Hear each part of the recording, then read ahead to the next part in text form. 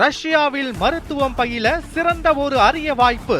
வெளிநாடுகளில் மருத்துவம் பயில சிறந்த முறையில் உதவுகிறது ஏஜே ட்ரஸ்ட் கல்வி குழுமம்.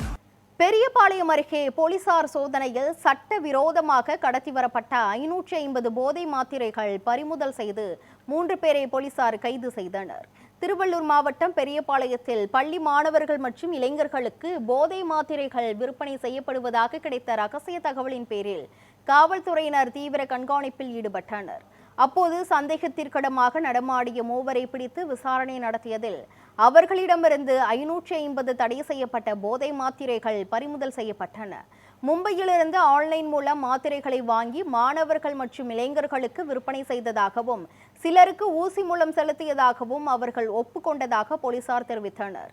இதனையடுத்து சாகுல் ஹமீத், அஸ்வின் மற்றும் ஹரீஷ் நாராயணன் ஆகிய மூவரை கைது செய்த காவல்துறையினர் நீதிமன்றத்தில் ஆஜர்படுத்தி சிறையில் அடைத்தனர்.